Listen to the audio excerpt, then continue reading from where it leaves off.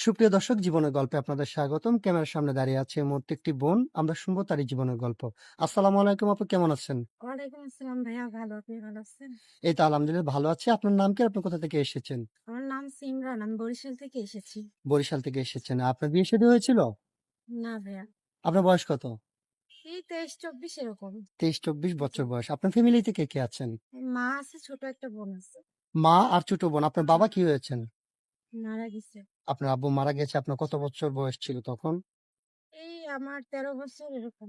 আচ্ছা, আচ্ছা, ঠিক আছে। আপনার 13 বছর বয়সে আপনার বাবাকে হারিয়েছেন। তারপরে এখন মা আর ছোট বোনকে নিয়ে কোনরকম কষ্ট করে জীবনযাপন করছেন। জি। উনারা কি আপনাকে বিয়ে শাদী দিচ্ছেন না কেন? আসলে গ্রামে পাত্র আছে, দেখতে আসে, কিন্তু তাদের অনেক চাওয়া পাওয়া থাকে। এতজন খাওয়ানো লাগবে, ঘরের জিনিসপত্র দিতে হবে। আসলে এটা আমার মায়ের পক্ষে সম্ভব নয়, সামর্থ্য নেই। বুঝতে পেরেছি। যেহেতু আপনার ছোট বোন আর মাকে নিয়ে কোনরকম ভাবে সংসারটা চলছে, মানে সোজা সাপটা কথা হচ্ছে, মানে যৌতুকের টাকার জন্য আপনাকে বিয়ে দিতে পারছে না। জি। আচ্ছা, ঠিক আছে, আমি বুঝতে পেরেছি। তো আপনি আমাদের এখানে আসছেন একটা ভালো জীবনসঙ্গীর আশায়। জি। তো আপনাকে যিনি বিয়ে করবেন উনার বয়সটা কেমন হতে হবে? আসলে বয়স একটু বেশি হলেও সমস্যা নেই, কম হলেও সমস্যা নেই। কিন্তু মানুষটা ভালো হোক। এই যৌতুক যে প্রথা এরকম কিছু তার ভিতরে না থাক, কোনো চাওয়া পাওয়া না থাক, এই হ্যাঁ, আরকি। হ্যাঁ, হ্যাঁ, অবশ্যই আমরা চেষ্টা করব আপনাকে যিনি যৌতুক ছাড়া বিয়ে করেন, তার কাছে আপনাকে বিয়ে সেরে দিতে অথবা উনাকে আপনার দায়িত্ব নেওয়ার জন্য বলব, হ্যাঁ? জি। তো এখন কথা হচ্ছে বয়স ডাজন্ট ম্যাটার। ৪০, ৪৫, ৫০ হইলে কি আপনার কোনো সমস্যা আছে? এখন এটা নিয়ে আমাদের সমস্যা নেই। কারণ হচ্ছে আমার সংসারে কোনো পুরুষ মানুষ নেই। আমার বাবা নেই, ভাই নেই, বুঝেনই তো। তো একটা বটগাছ যে থাকে ওই ছায়াটা দিয়ে যদি উনি রাখতে পারে, বয়স বেশি হলেও সমস্যা নেই। আচ্ছা, ঠিক আছে আপু, আপনি সুন্দর কথা বলেছেন। আপনার সাথে যোগাযোগ করবেন কিভাবে?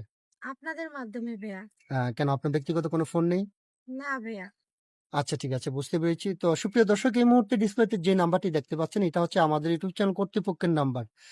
যদি কোনো ভাই এই সিমরান আপুর দায়িত্ব নিতে চান, তাহলে ওনার একটা ছবি স্ক্রিনশট মেরে পাঠিয়ে দিয়ে আমাদেরকে ভয়েস করবেন। আমাদের প্রতিনিধিরা আপনাদের সাথে কথা বলবে। কেউ অযথা অডিও কল, ভিডিও কল দিয়ে আমাদেরকে বিরক্ত করবেন না, তাহলে আমরা ব্লক করতে বাধ্য হব।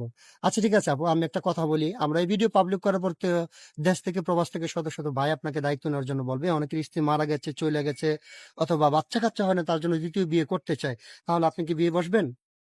অতীত থাকতেই পারে, এ নিয়ে আমার কোনো সমস্যা নেই। আচ্ছা, অতীত বলতে আমি একটা কথা বলি। অনেক ভাই আছে, উনি বিয়ে করেছেন, উনার বাচ্চা-কাচ্চা হচ্ছে না। জি। উনার অনেক টাকা-পয়সা আছে। উনার যদি বলে যে আমি আরেকটা বিয়ে করতে চাই, আপনি কি বিয়ে বসবেন? হ্যাঁ, সমস্যা নেই। মন থেকে বলছেন তো?